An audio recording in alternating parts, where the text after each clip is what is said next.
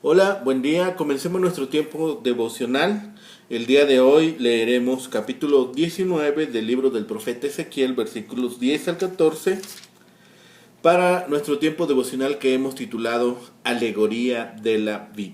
Alegoría de la vid. Recuerden que siempre leemos en dos versiones, Nueva Traducción Viviente y Reina Valera 60, en este caso para este tiempo devocional. Dice la palabra de Dios: Tu madre fue como una vid en medio de la viña, plantada junto a las aguas, dando fruto y echando vástagos a causa de las muchas aguas. Y ella tuvo varas fuertes para cetros de reyes, y se elevó su estatura por encima entre las ramas, y fue vista por causa de su altura y la multitud de sus sarmientos, pero fue arrancada con ira, derribada en tierra, y el viento solano secó su fruto. Sus ramas fuertes fueron quebradas y se secaron. Las consumió el fuego, y ahora está plantada en el desierto, en la tierra de sequedad y de aridez. Y ha salido fuego de la vara de sus ramas, que ha consumido su fruto, y no ha quedado en ella. Vara fuerte para cetro de rey. Endecha es esta, y de endecha servirá. La misma porción en la Nueva Traducción Viviente. Dice la palabra de Dios: versículos 10 al 14. Tu madre era como una vid plantada junto a la orilla del agua. Su follaje era verde y frondoso por la abundancia de agua. Sus ramas se fortalecieron lo suficiente para ser cetro de un rey. Llegó a crecer muy alta, muy por encima de las demás vides. Se destacó por su altura y sus abundantes ramas frondosas. Pero la vid fue arrancada de raíz con furia y arrojada al suelo. El viento del desierto le secó los frutos y le desgajó las ramas fuertes, así que se marchitó y fue consumida por el fuego. Ahora la vid está trasplantada en el desierto, donde el suelo es duro y reseco. De sus ramas surgió fuego que devoró sus frutos. Las ramas que le quedan no son tan fuertes para ser cetro de un rey. Este es un canto fúnebre y se entonará en un funeral. Bien, ahora Ezequiel habla de este lloro, este canto fúnebre. Finalmente se llora la caída de Sedequías, quien se presenta como una viña fructífera, pero que ahora ha sido quemada. Los tres reyes fueron juzgados por causa de su orgullo y su rebelión. Este juicio vendría sobre los líderes del pueblo a causa de su maldad y la forma en que desviaron al pueblo del buen camino. Las primeras personas en alejarse de Dios habían sido los dirigentes. Por ser ellos los responsables, el pueblo seguía sus pasos. Por eso el juicio sobre los líderes sería más pesado que el del pueblo. Los líderes del pueblo de Dios tienen una gran responsabilidad. Por eso Santiago advierte del peligro de hacernos maestros. Santiago 3:1. Porque el resto de los miembros de la iglesia sigue nuestro ejemplo. El resto de los creyentes en Cristo Jesús ven nuestro ejemplo, ven lo que hacemos, cómo nos comportamos, la manera en que enfrentamos los problemas, la manera en que enfrentamos las complicaciones, la forma en que nos sujetamos de Dios para resolver cualquier conflicto. El líder debe tener mucho cuidado de dar el ejemplo indicado para que Dios no le responsabilice de desviar a los demás. No seamos nosotros entonces causantes de que aquel bebé espiritual vea un mal ejemplo, un mal comportamiento de nuestra parte. El estudio de esta porción de Ezequiel nos ha mostrado repetidamente que Dios había elegido a una nación, en este caso, la nación hebrea, como su pueblo único. Sin embargo, no quiso vivir según las normas de Dios. En vez de llevar una vida distinta, trataba de imitar a las demás naciones. Cuando Judá falló y no cumplió con su misión, Dios la juzgó. Muchos murieron en la destrucción de Jerusalén por su incredulidad y rebelión. Pero podemos preguntarnos, entonces, ¿por qué Dios ha dejado a la iglesia en este mundo? Tenemos una misión, tenemos un trabajo por cumplir. Pensemos qué podemos esperar de Dios si no cumplimos con esta misión. Al considerar la semejanza y las distinciones entre Israel y la iglesia, nosotros debemos reaccionar. ¿Realmente hay un cambio que Dios quiere que nosotros ejecutemos? ¿Qué pasos podemos dar para ir ajustándonos a lo que Dios demanda de nosotros?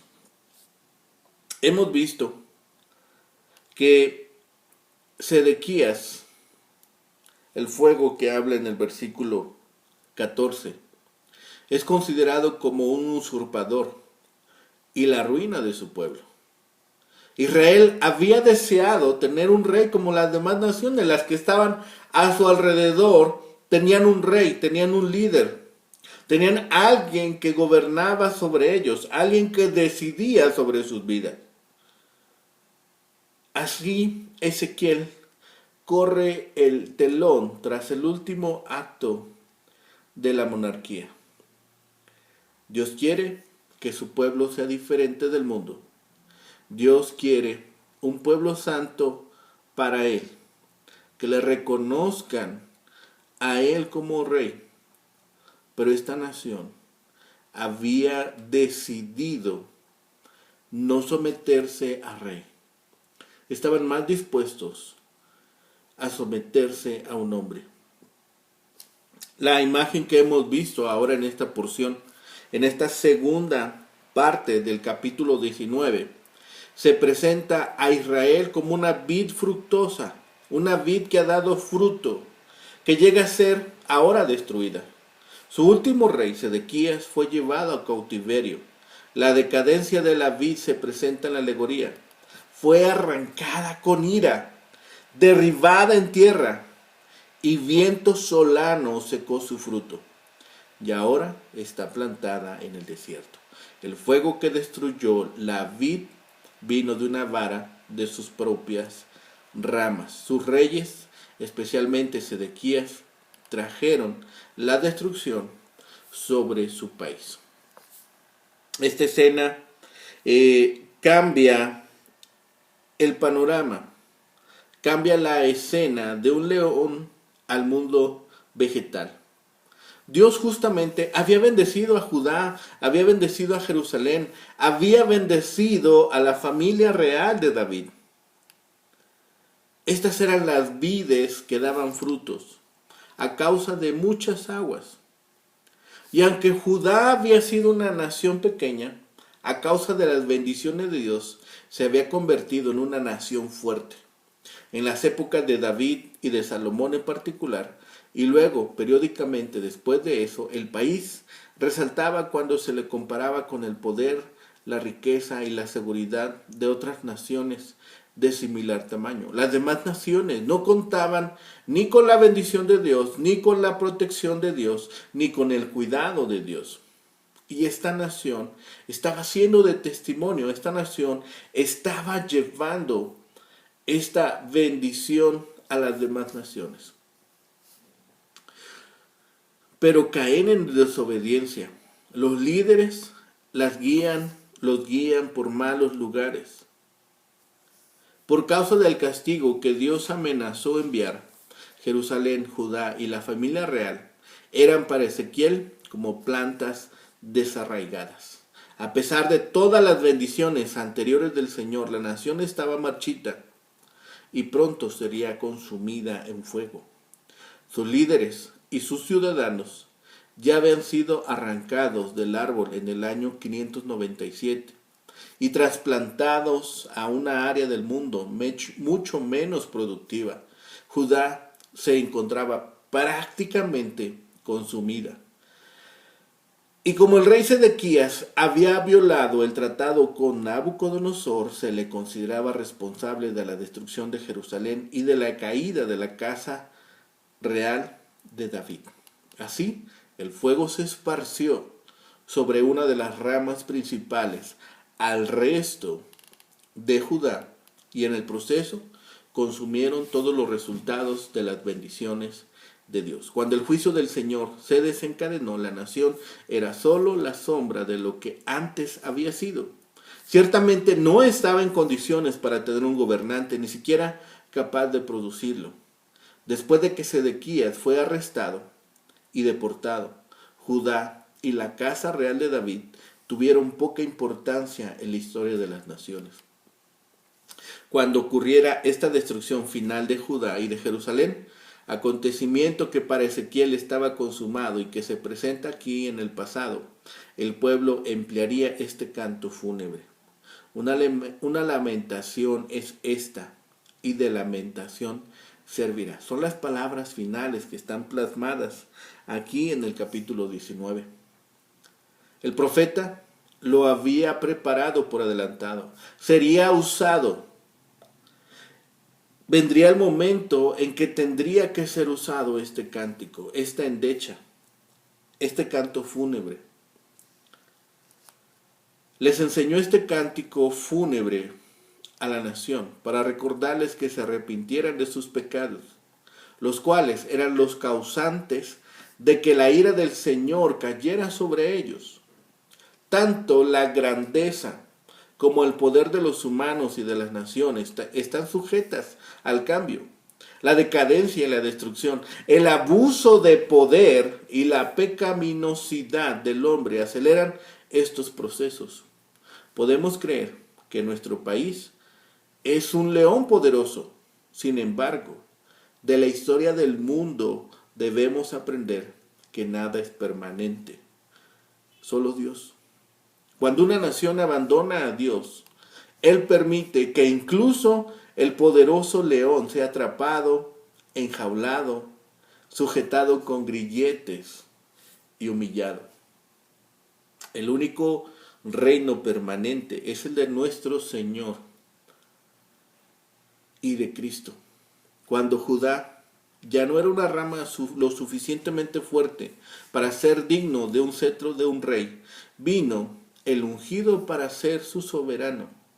Cuando las naciones se desmoronen y caigan, nuestra ciudadanía en el reino de Cristo permanecerá intacta.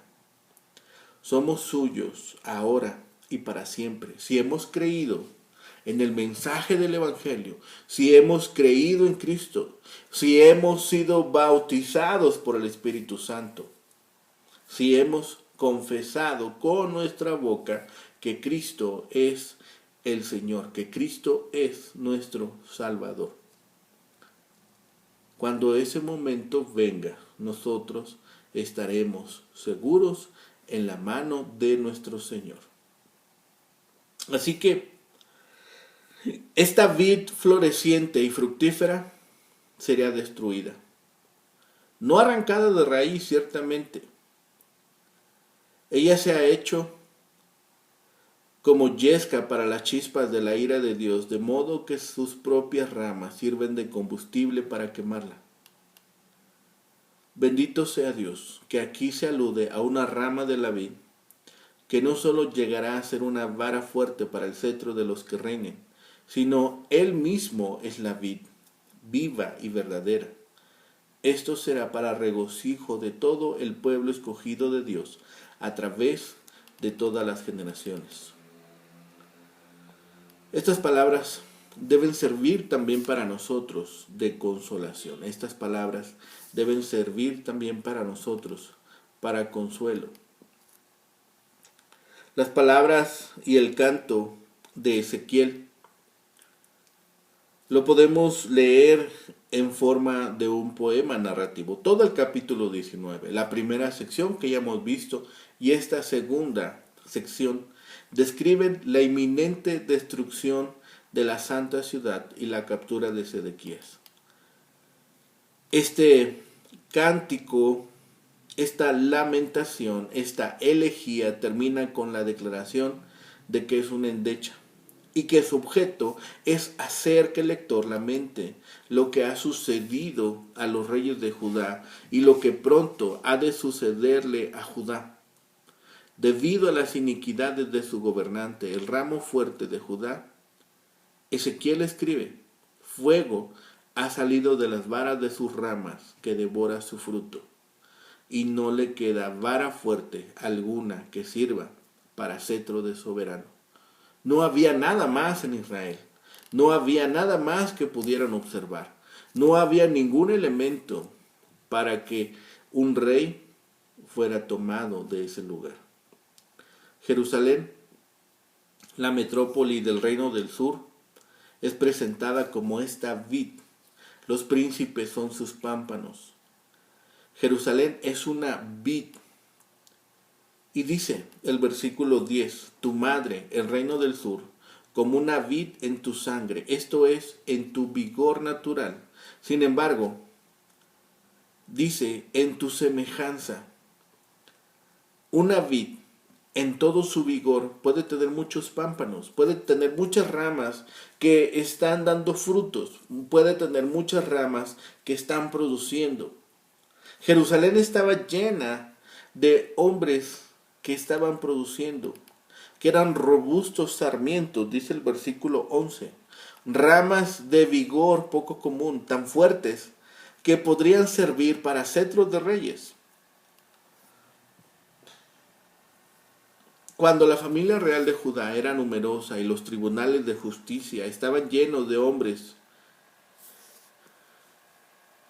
con inteligencia, con madurez, con hombres llenos de rectitud e integridad, la estatura, la condición de Jerusalén se elevó por encima de entre los ramajes espesos.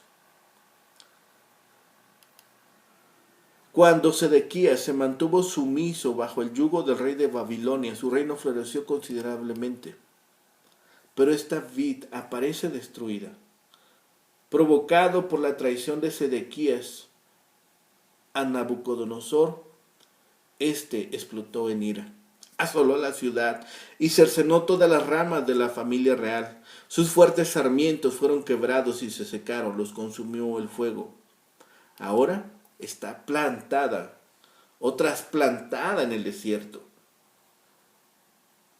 Este lugar es la capital Caldea, a donde fueron deportados todos los habitantes de Judá, porque Babilonia era realmente un desierto para los israelitas que habían sido llevados allá cautivos.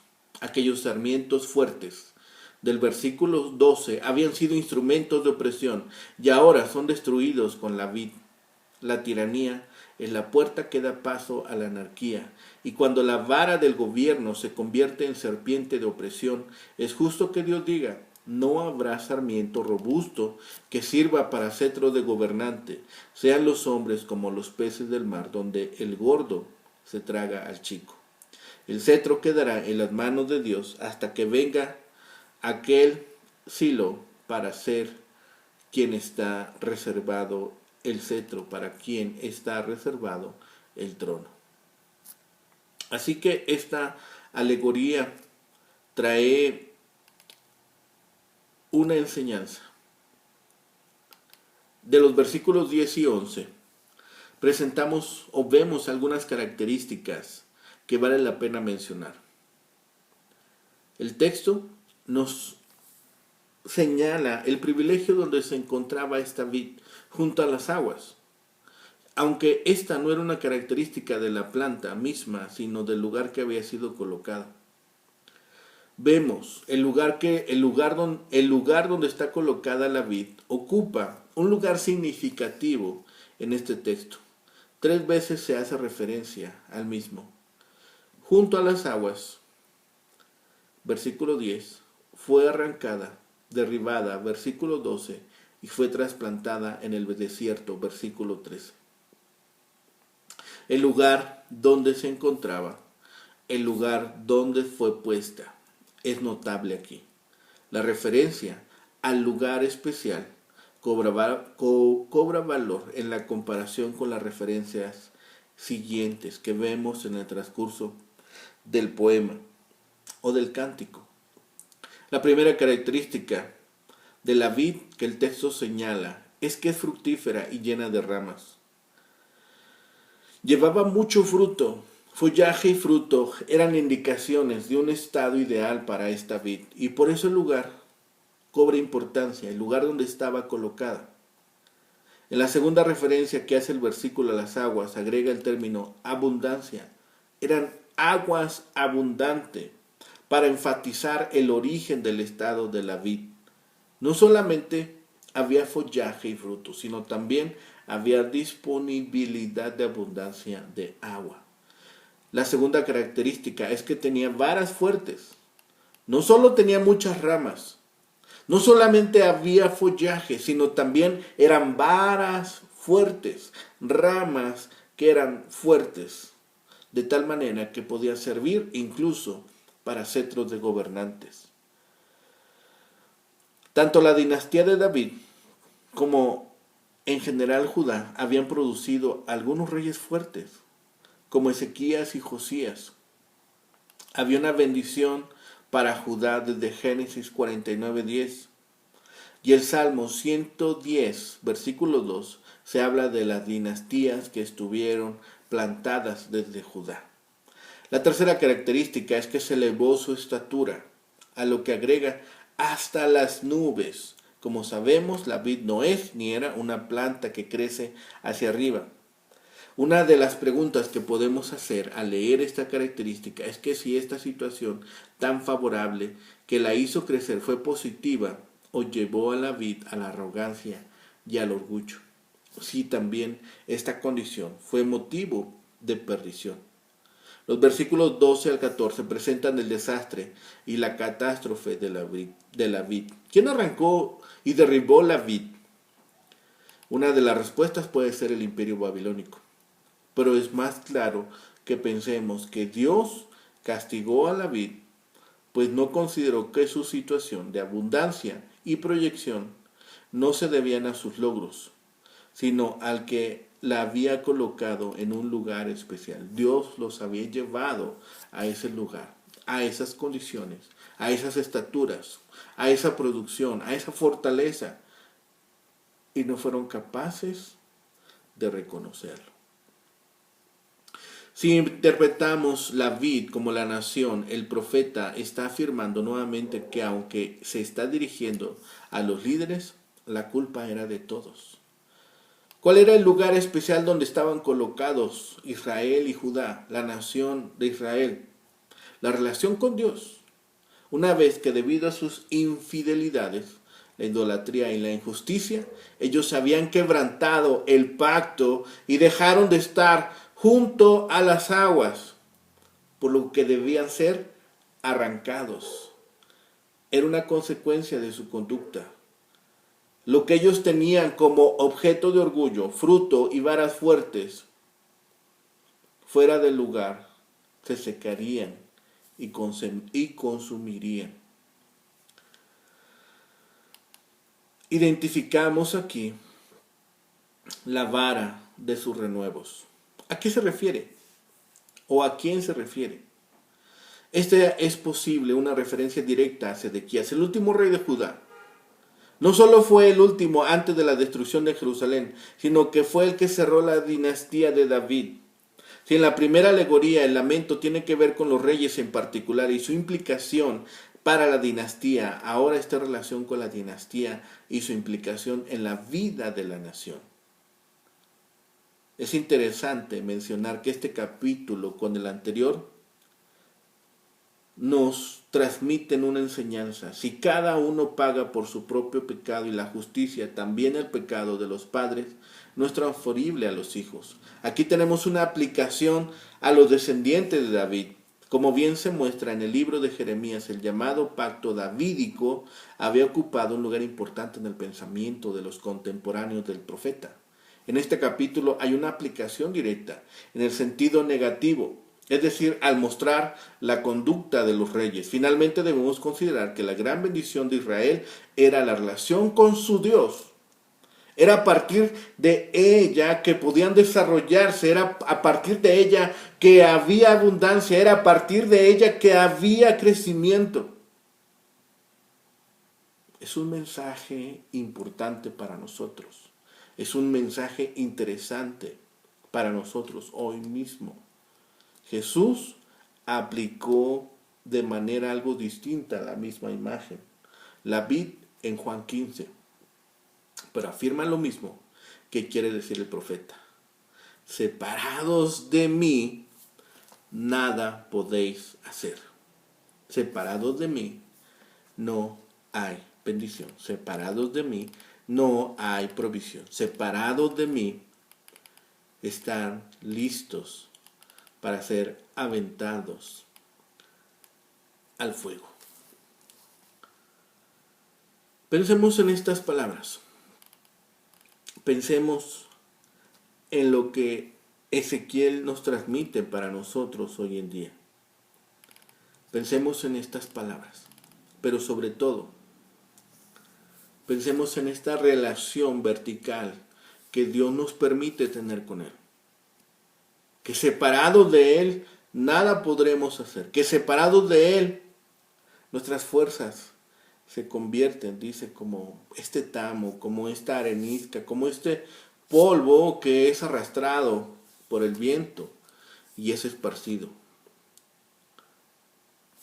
El poder político, el poder militar, pero la religiosidad de Israel no fueron capaces de salvar a Judá. Los fuertes, los poderosos, incluso el linaje de David, serían cortados y desarraigados por el viento solano, el poderoso ejército babilónico. Ezequiel y los demás deportados estaban viviendo en una tierra desértica. Ni el rey de ese momento, Sedequías, la vara que se elevó por encima de entre las ramas, ni ningún otro líder era apropiado para gobernar. Los gobernantes de Israel y de Judá eran responsables por la horrible condición de la nación, la fuente inmediata de rebelión y la causa de juicio inminente fue Sedequías, su líder, su rey, que sería deportado cuando Jerusalén fue destruida. Para cualquiera que amaba la promesa del pacto centrada en la adoración de Dios en Jerusalén, cualquier alternativa para Jerusalén era semejante a vivir en el desierto. Nosotros podemos ser cortados, podemos ser trasplantados y llevados a desierto cuando decidimos seguir nuestros propios pensamientos, ¿sí? Nuestras propias conclusiones y considerar que ese camino es de vida. Cuidemos nuestros pasos, cuidemos dónde ponemos nuestra confianza, porque si es en otro lugar que no sea junto a Dios, seguramente nos extraviaremos, seguramente caeremos y seguramente eso nos provocará dolor innecesario. Oremos para que en todo tiempo estemos cuidando nuestra relación personal con Dios y que reconozcamos que toda bendición, que toda buena dádiva procede de Dios nuestro Señor. Oremos. Bendito Padre Celestial, gracias Señor por este tiempo. Gracias Señor porque podemos tomar tu palabra libremente, porque podemos hacerlo Señor con esta hambre de ti, con esta hambre de conocer de ti, pero sobre todo Señor porque lo podemos hacer libremente. Bendice nuestras vidas Padre, lo rogamos. Bendice nuestras familias, Señor, cada negocio, cada proyecto que emprendamos, Señor, que sea con tu bendición. que sea para provecho nuestro, Señor, para nuestras familias y para aquellos que están alrededor de nosotros, pero sobre todo que puedan ver que toda provisión y toda buena dádiva procede de tu mano. Padre bendito, lo rogamos, clamamos a ti y lo pedimos por los méritos suficientes de Cristo Jesús, Señor y Salvador nuestro. Amén. Que tengan un excelente día, que el Señor les bendiga.